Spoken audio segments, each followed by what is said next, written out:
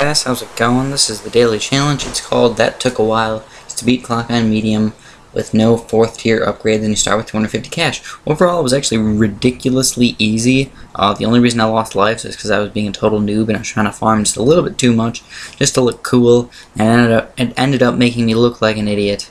But I guess that's okay. 4 lives lost is not too bad, especially when I could have just sold a farm or just upgraded my Plasma Robo. So anyways, the basic strategy was to just start off with a couple dart monkeys, just to get enough money, and then end up with a boomerang thrower. And then as soon as you can get a tack factory, you're pretty much set for a while. Just make sure on all the rounds that are divisible by 12, so 12, 24, 36, your spike factory won't do anything, but every like 13th round, like 13 and 26th and all that will actually have the tack factory do the most damage, because the track is technically the longest. So that's really the only thing you guys have to worry about.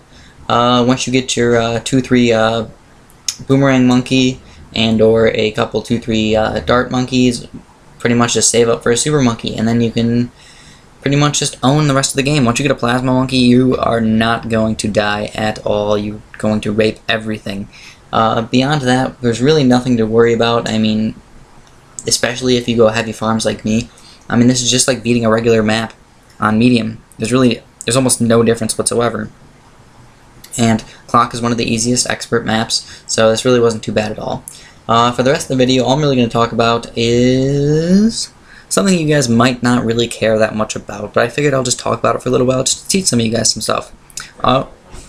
We're going to talk about stars. And first of all, stars are everywhere. You know, there's billions, if not, there's probably trillions of stars out there. There is definitely hundreds of billions.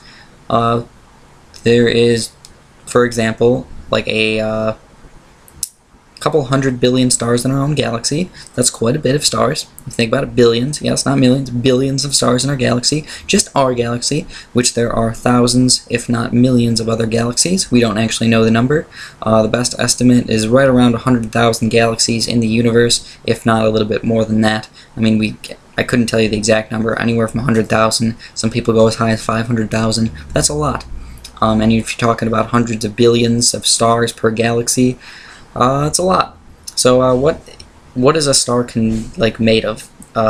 It's basically made out of hydrogen and helium, and then sometimes some heavier elements as well. But this is how a star forms. You basically just have a giant cloud of gas in space. And yes, gas can exist in space.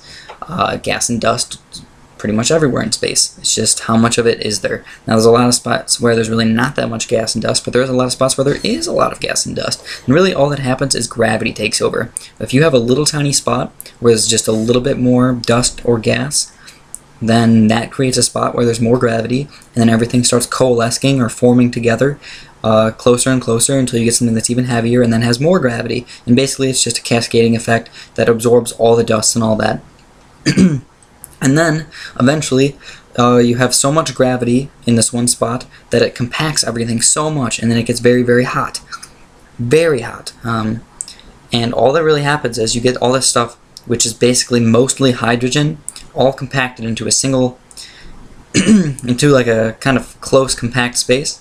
And eventually what happens is the hydrogen atoms get so close together that they can't stop from basically fusing. And these two hydrogen atoms fuse into helium. And what creates so much energy is nuclear fusion. And really what happens in nuclear fusion is you have these two hydrogen atoms who, let's just pretend like they weigh 1 each, just one imaginary unit. Okay, they each weigh 1 each.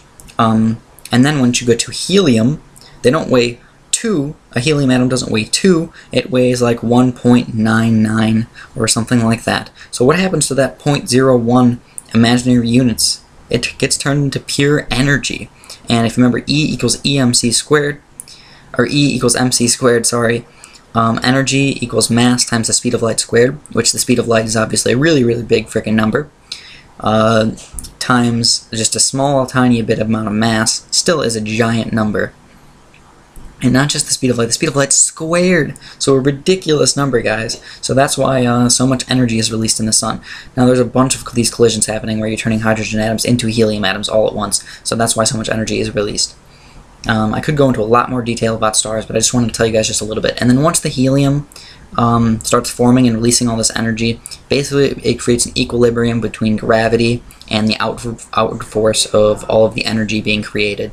So basically you have a lot of energy pushing out, all the fusion pushing out and gravity pushing in, and that's what creates a star, is that equilibrium. That's why stars don't explode after 10 years. It takes billions, if not maybe even a trillion years for stars to either die out or explode. That's really all I got for you guys today. Hopefully I gave you a little bit of information. If you guys want to learn more about stars, press the like button and let me know in the comments. Thanks for watching, guys.